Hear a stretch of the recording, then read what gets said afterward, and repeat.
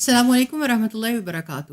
الحمدللہ رمضان pod cost کی ایک اور ایپیسوڈ کے ساتھ آپ کی خدمت میں حاضر ہیں۔ الحمدللہ جیسا کہ آپ جانتے ہیں کہ رمضان کے حوالے سے بہت ہی سیر حاصل گفتگو کا سلسلہ جاری ہے۔ ہمارے ساتھ مہمان خصوصی ہیں استاذ نگہت ہاشمی صاحبہ، جزاک اللہ خیر استاذہ۔ اتنا سارا وقت وہ بھی رمضان میں نکالنے کے لیے اور اس طرح سے ذہنی الجھنوں کو سلجھانے کے لیے، اور انشاءاللہ بہت فیڈ بیک ہے اس حوالے سے کہ جو لوگ اس سے استفادہ اٹھا رہے ہیں وہ بہت زیادہ اسپرچولی کنیکٹڈ فیل کر رہے ہیں اللہ رب العزت کے ساتھ، اور بہت سارے اینگل سے، ان اینگل سے جس پہ ہمیں کبھی سوچنے کا زیادہ موقع نہیں ملتا، اس پہ تربیت کا موقع مل رہا ہے۔ ہم اللہ سے دعا کرتے ہیں کہ اس سلسلے کو اسی طرح سے برکت عطا کریں اور یہ چیزیں اور آسان طریقے سے آگے چلیں۔ استاد، آج پھر میں آپ کی کتاب رمضان شہر القرآن کے ایک اور موضوع کو دیکھ رہی تھی۔ پچھلی دفعہ بھی ہم نے اس پہ بات کی تھی کہ روزہ بندے اور اللہ تعالیٰ کے درمیان ایک راز ہے، اور اس راز کے بارے میں جاننا سوچنا بہت ہی اچھا لگا، اور امید کرتے ہیں کہ انشاءاللہ جو اس کے بارے میں سنیں گے بھی پچھلی قسط کو، وہ لوگ بھی اس کو انجوائے کریں گے۔ آج ایک اور چیز جو میری نظر سے گزری، روزہ اپنی مرضی کو اللہ تعالیٰ کی مرضی میں شامل کرنے کی تربیت ہے۔ یہ اتنی بڑی بات ہے، ایک اور اتنی بڑی بات کہ اپنی مرضی کو اللہ تعالیٰ کی مرضی میں شامل کرنے کی تربیت، اس سے کیا مراد ہے استاذہ؟ جزاک اللہ فیضہ، بہت شکریہ۔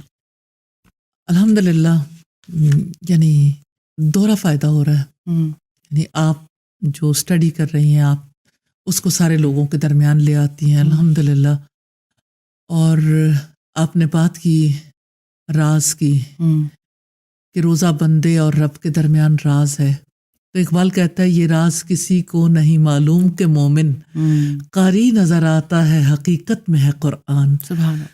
یعنی ظاہر میں تو کوئی پڑھتے دکھتا ہے، لیکن اصل میں اس کے کردار میں وہ چیز آ رہی ہوتی ہے۔ اور یہ ساری باتیں ہم اسی لیے کر رہے ہیں کہ ہماری اندر سے سوچ بدلے اور ہمارا مائنڈ سیٹ چینج ہوگا اور ہمارا پوائنٹ آف ویو چینج ہوگا، تو انشاءاللہ تعالیٰ ہمارے اندر ایک بڑی چینج آئے گی۔ کیونکہ رمضان کا مقصد ہی تربیت ہے، اور تربیت کے بہت سارے اینگل ہیں جو پرسنالٹی میں الگ جن پہ بات کرنے کی بہت زیادہ ضرورت ہے۔ تو یہ جو بات ہے نا، اپنی مرضی کو اللہ تعالیٰ کی مرضی میں شامل کرنے والی بات، اس کے بارے میں پہلی بات کہنا چاہتی ہوں۔ نبی صلی اللہ علیہ وسلم نے فرمایا ذاق طعم الایمان، اس نے ایمان کا مزہ چکھ لیا، من رضی باللہ ربا، جو اللہ کے رب ہونے پہ راضی ہو گیا، وبالاسلام دینا، اور اسلام کے دین ہونے پر، وبمحمد نبی اور رسول، اور محمد صلی اللہ علیہ وسلم کے نبی اور رسول ہونے پہ راضی ہو گیا۔ تو یہ جو بات ہے نا، اللہ کی رضا کی، رضا کا مطلب ہے خوشی۔ یعنی ہر انسان جو ہے نا، وہ اپنے لیے جیتا ہے، اپنے کامیابی کے لیے جیتا ہے، اپنے رشتہ داروں کے لیے، اپنے پیاروں کے لیے جیتا ہے۔ اصل میں انسان کو اللہ سبحانہ تعالیٰ نے اپنے لیے پیدا کیا ہے۔ مجھے عقیدہ واسطیہ کی شرح شیخ صالح ابن عثیمین نے کی، اس کے مقدمے میں وہ لکھتے ہیں کہ ہم سب اللہ تعالیٰ کے لیے پیدا کیے گئے، ہماری زندگی کا مقصد عبادت ہے تاکہ ہمارے دل محبت اور تعظیم سے اس سے جڑ جائیں۔ تو ہم اپنے لیے پیدا نہیں کیے گئے، لیکن زندگی میں سب لوگ یہ سوچتے ہیں کہ میں ہوں اور میں ہوتا رہتا ہوں، میری مرضی، میری خواہش اور میری خوشی جس میں ہے۔ اب دیکھیں، کبھی آپ سرچ کر کے دیکھیں گوگل پہ، ہیپینس کے لیے دنیا میں کتنی ایفرٹ ہو رہی ہے۔ ہر کوئی یہ سوچتا ہے مجھے خوشی مل جائے، اور خوشیوں کی تلاش میں کیا کیا راستے ہیں جو لوگ اختیار کر رہے ہیں۔ تو اپنی خوشی کے لیے جینے والے جتنا جی چاہے بھاگ لیں، انسان کو یہ گول اچیو ہو ہی نہیں سکتا۔ وہ خوش ہوگا، وہیں اسی خوشی کے اندر بے چینی شروع ہو جائے گی، تو کیونکہ اس کی پیدائش اس نہج پہ کی گئی کہ وہ اپنی خوشی میں خوش رہ نہیں سکتا۔ اسے اپنے رب کو خوش کرنا ہے اور اپنے جیسے انسانوں کی خدمت کرنی، جس سے اسے سیٹسفیکشن ملنی ہے، جو اللہ سبحانہ تعالیٰ کا کنبہ ہے۔ اب آپ دیکھیں کہ کام تو اتنا ہی ہے کہ اپنی مرضی ہے اور اللہ سبحانہ تعالیٰ کی مرضی ہے، ایک اپنی خوشی ہے اور ایک اللہ کی خوشی ہے، ایک میری چاہت ہے اور ایک رب کی چاہت ہے۔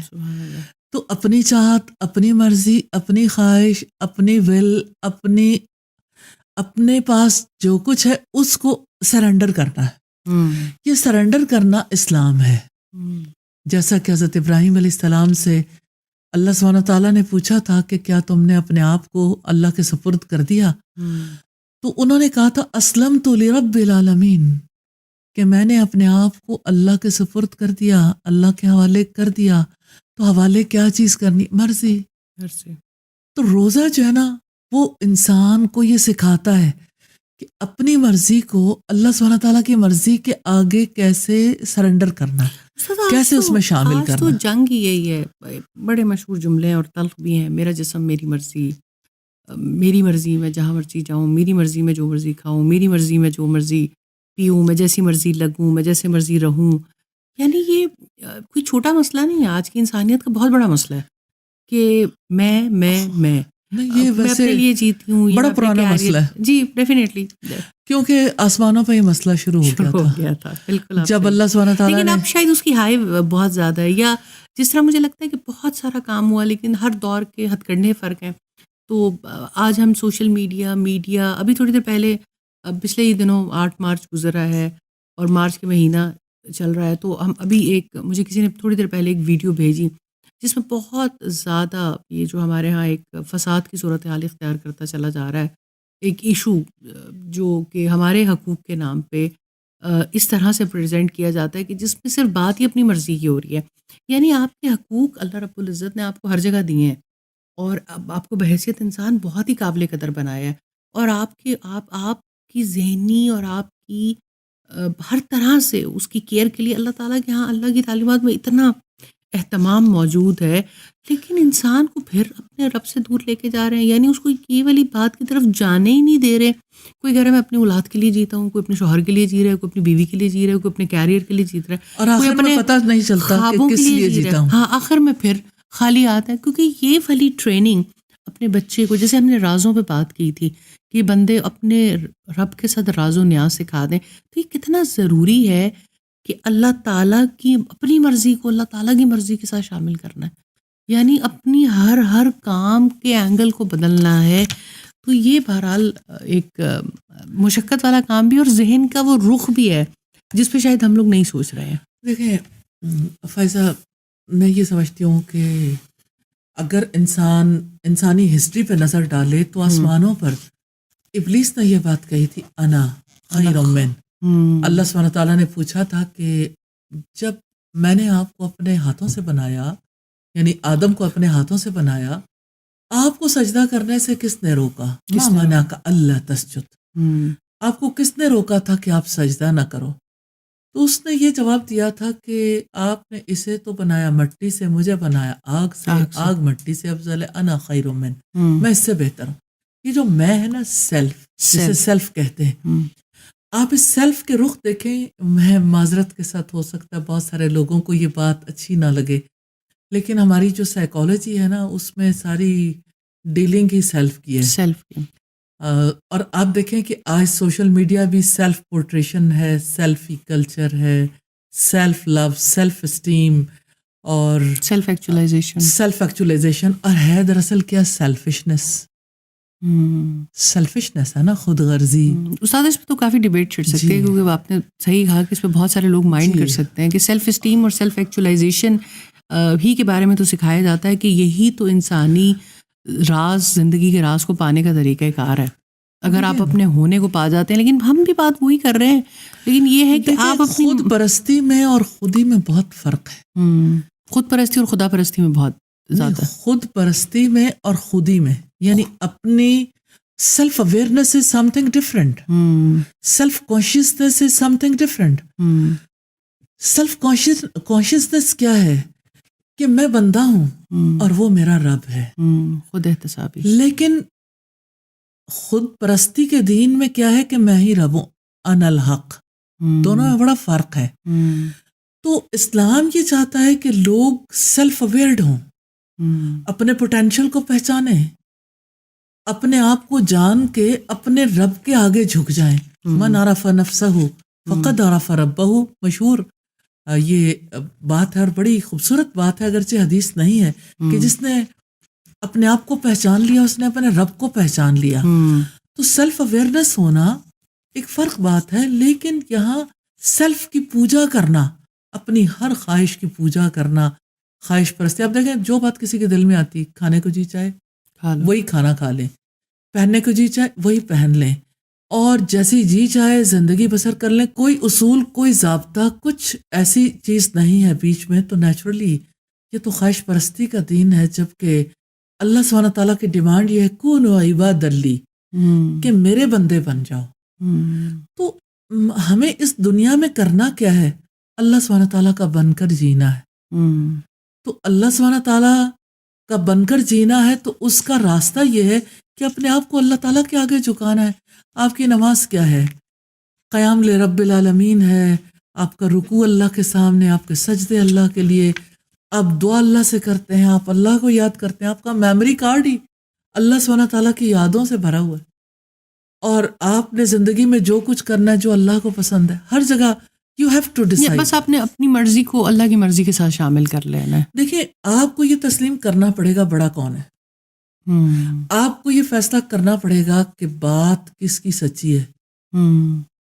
جو اوور آل ہر ایک چیز کا مالک ہے، نگران ہے، یا وہ جو صرف اپنی ذات اور ذاتی ایکسپیرینسز سے آگے کچھ نہیں جانتا.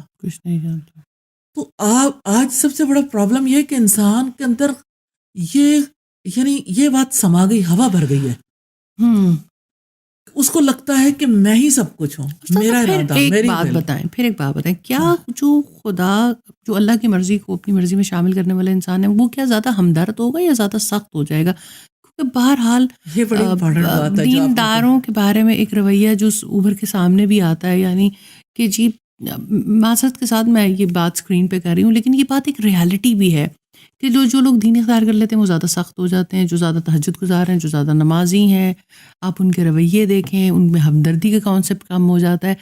پھر یہ سختی کہاں سے آتی ہے؟ جھکنے والے کے اندر تو سختی نہیں آتی. کیسے ہو سکتا ہے کہ جو اپنا ماتھا، اپنی ناک زمین پر رکھ دے، اپنے گھٹنے ٹیک دے، اس کے اندر سختی آ جائے؟ How it is possible? Possibility تب ہے جب ایک انسان بے جانے بوجھے سجدے کرتا ہے، بے روح سجدے کرتا ہے، جب اسے پتہ ہی نہیں ہوتا کہ میں عبادت میں کیا کر رہا ہوں، نماز میں کیا کر رہا ہوں، جب اسے اپنے مقصد زندگی کا شعور نہیں ہوتا، جب عادت کے تحت نمازیں پڑھی جاتی ہیں، وہ عادت عبادت نہیں بنتی، اگرچہ ایک نقطے کا ہی فرق ہے. تو عادت میں اور عبادت میں کیا فرق ہے؟ عبادت میں نیت خالص ہوتی ہے، اور عادت میں یوں ہی بے سوچے سمجھے کام کر لیا جاتا ہے. تو اللہ سبحانہ تعالیٰ نے اپنے حبیب کے توسط سے ہمارے سامنے یہ بات رکھی ہے. حضرت جبریل علیہ السلام نے جب نبی صلی اللہ علیہ وسلم سے پوچھا تھا مل احسان، احسان کیا ہے؟ کوالٹی ہے نا عبادت کی، کوالٹی ہے کام کی، پیک ہے نا اسلام کی. بالکل. تو احسان کیا ہے؟ تو آپ صلی اللہ علیہ وسلم نے فرمایا ان تعبد اللہ کأنک تراہ، آپ اللہ کی عبادت ایسے کرو گویا کہ آپ اسے دیکھتے ہو. فَإِن لَمْ تَكُنْ تَرَاهُ فَإِنَّهُ يَرَاكَ، پھر اگر آپ اسے نہیں دیکھتے وہ تو آپ کو دیکھتا ہے. اچھا، اب یہ کہ جس کے اندر یہ بات آ گئی کہ وہ اپنی عبادت میں اپنے رب کو دیکھتا ہے، اگرچہ آنکھوں سے تو دیکھ نہیں سکتے، امیجنیشنز ہے نا، احساسات ہیں، کیفیت ہے، اور اگر دیکھ نہیں سکتے وہ تو آپ کو دیکھ رہا ہے. تو اللہ کی نظروں میں جینے والا، آپ امیجن کر سکتے ہیں کیمرے کی آنکھ سے آپ دنیا کنٹرول کرتے ہیں، تو آپ کیا کہیں گے کیمرہ کیا ہے، اور اللہ سبحانہ تعالیٰ کی نظروں کا شعور کتنی بڑی بات ہے. کیسے ہو سکتا ہے کہ جو اللہ کی نظروں کے شعور میں جیے اس کے اندر سختی آ جائے؟ ایسا نہیں ہو سکتا. یعنی پھر وہ بے روح نمازیں ہیں، وہ بے روح عبادات ہیں. کیونکہ بہرحال میں یہ سمجھتی ہوں کہ دنیا میں جو ایک بہت بڑی ڈبیٹ ہے وہ اس بات پہ بھی ہے کہ اتنا زیادہ کنیکشن ہونے کے باوجود پھر لوگ کرخت کیوں ہیں، پھر لوگ سخت کیوں ہیں، پھر لوگ کیوں نہیں ایک دوسرے کو اسپیس دیتے. آپ کی بات ٹھیک ہے.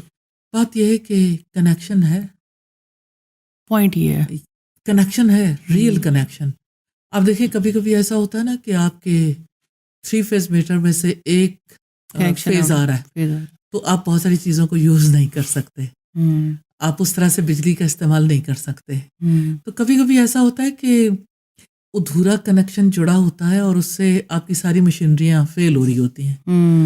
تو یہ جو اللہ سبحانہ تعالیٰ کا جو کنیکشن ہے نا، اس کو پراپرلی جوڑنے کی ضرورت ہے. جس کا پراپرلی اللہ سبحانہ تعالیٰ کے ساتھ کنیکشن جڑتا ہے اس کے دل میں نرمی آتی ہے. وہ جانتا ہے الرحمون یرحمہم الرحمن، کہ رحم کرنے والوں پر رحمان رحم کرتا ہے. ارحموا من فی الارض، وہ جانتا ہے کہ اللہ کے حبیب نے فرمایا رحم کرو جو زمین پر ہے، آسمان والا تم پر رحم کرے گا. تو اللہ سبحانہ تعالیٰ سے رحمت کی فریادیں کرتے ہیں اور اس کے لیے انسانوں کی خدمت کرتے ہیں. تو جو رب والا ہے نا، جو اللہ سبحانہ تعالیٰ میں جیتا ہے، جو ربانی انسان بنتا ہے، وہ سب سے زیادہ انسانوں کا خدمت گزار ہوتا ہے. وہ اللہ کے رسول ہوں، وہ حضرت ابوبکر ہوں، وہ حضرت عمر ہوں، وہ کہیں ریاکاری نہیں ہے لیکن بزرگوں کی خدمت کرتے نظر آتے ہیں. اور یعنی اس طرح سے لوگوں کے لیے خدمت گزار ہیں کہ دائیں سے دیتے ہیں تو بائیں کو پتہ نہیں چلتا. اور ایسا طریقہ کار اختیار کرتے ہیں کہ جہاں پہ زکوٰۃ لینے والا کوئی نہیں رہتا اور دینے والے سبھی بن جاتے ہیں. یعنی روزہ انسان کو بندگی سکھاتا ہے، اور یہ احساس اور کہ رب کے ساتھ متعلق ہونے کا احساس انسان کو ذمہ دار بناتا ہے. استاد میں یہاں پہ ضرور کہنا چاہتی ہوں کہ ہم جو اسلام کے ایمبیسڈر ہیں، جو ہم دیندار ہیں، ان کی بہت بڑی ذمہ داری عائد ہوتی ہے. کیونکہ بہرحال سوسائٹی جب ہم اتنا کچھ پریچ کرتے اور ٹیچ کرتے تو پھر سوسائٹی کہیں کمپیریزن میں بھی آتی ہے کہ فلاں موقع پہ آپ لوگوں کا رویہ کیا تھا، فلاں موقع پہ کیا تھا. یعنی بہت زیادہ کبھی کبھی ایسا لگتا ہے کہ آپ بس لفظوں کی گیم میں پڑ جاتے ہیں اور اس کی گہرائی میں نہیں جا رہے ہوتے. اس پوڈ کاسٹ میں بھی ہماری یہی کوشش ہے کہ جو الفاظ ہیں ان کی گہرائی میں جایا جائے، جو احساسات ہیں ان کی گہرائی میں جایا جائے اور اس کو ڈیپ ڈاؤن جا کے دیکھا جائے کہ کس طرح سے یہ عبادات، یہ مواقع جو اللہ رب العزت نے ہماری تربیت کے لیے دیے ہیں، یہ ہماری زندگیوں میں کس طرح جو ہے وہ تبدیلی کا باعث بن سکتے ہیں اور ان سے کس کس طرح سے سیکھا جا سکتا ہے. اچھا استاد، آپ یہ سمجھتی ہیں کہ جو رب کی مرضی کو جاننے والا ہوتا ہے وہ زیادہ ذمہ دار زندگی گزارتا ہے؟ اس کا مطلب نیچرلی اسے ہر وقت فیل ہو رہا ہوتا ہے کہ میں آئی ایم انڈر آبزرویشن.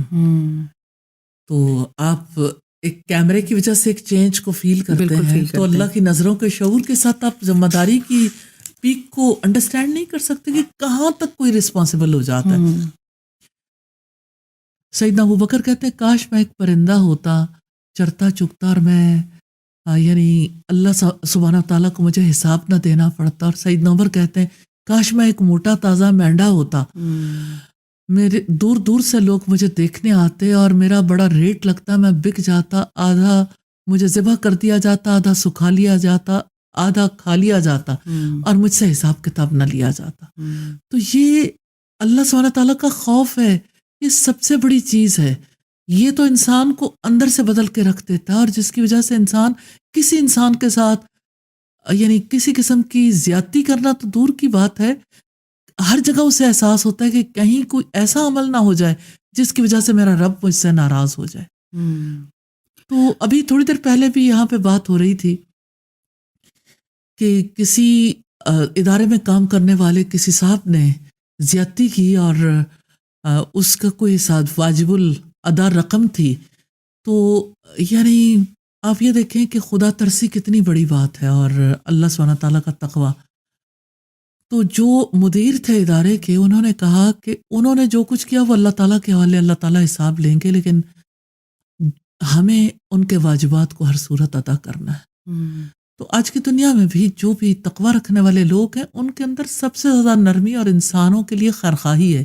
ایسا ہو ہی نہیں سکتا کیونکہ دین کی بنیاد تقوی اور خیرخواہی پر ہے. الدین النصیحہ، دین تو ہے ہی خیرخواہی کا نام. اور مخلوق کو ہر مومن اللہ سبحانہ تعالیٰ کا کنبہ سمجھتا ہے اور مخلوق کا خدمت گزار ہوتا ہے. وہ مخلوق کی طرف سے یعنی غیر جانبدار ہو کے نہیں رہ سکتا. تو یہ تو بہت بڑی بات ہے کہ انسان کو اپنے رب کی مرضی کے مطابق جینا آ جائے. اور رب سے بڑھ کر کون ہے جو رحمان ہو؟ ایک رحمت ہے جس کو اللہ سبحانہ تعالیٰ نے ساری ہر ایک میں تقسیم کیا، اور جس کی وجہ سے ایک گھوڑی بھی اپنے بچے کے اوپر سے کھر اٹھاتی ہے اس رحمت کی وجہ سے. تو جو رحم کرتے ہیں وہ اللہ سبحانہ تعالیٰ کی رحمت کی امید رکھتے ہیں تو رحم کرتے ہیں. بالکل صحیح. تو مومن جو سچا مومن ہے وہ رحم کرنے والا ہوتا ہے اور مخلوق کے لیے بہت زیادہ کانشیس اور خدمت گزار ہوتا ہے. بے شک. جزاک اللہ خیر استاذہ، بہت ہی پراثر گفتگو تھی، اور انشاءاللہ ہم اللہ سے امید کرتے ہیں کہ ہم اس رویے کو سیکھیں کہ ہم اپنی ہر مرضی میں اللہ کی مرضی کو شامل کریں اور اللہ کی نظروں کے احساس کے تحت جئیں. الحمدللہ رمضان ایک ایسا مہینہ ہے جو نیکیاں کرنا آسان کر دیتا ہے، جس میں برائیوں سے بچنا آسان ہو جاتا ہے. اللہ تعالیٰ نے بہت سارے مواقع دیے ہیں ہمیں اپنی اور اپنے پیاروں کی تربیت کے لیے. آئیے اس وقت سے فائدہ اٹھاتے ہیں. اگلے پوڈ کاسٹ میں کسی اور موضوع کے ساتھ حاضر ہوں گے. جب تک کے لیے اجازت دیجیے. السلام علیکم ورحمۃ اللہ وبرکاتہ.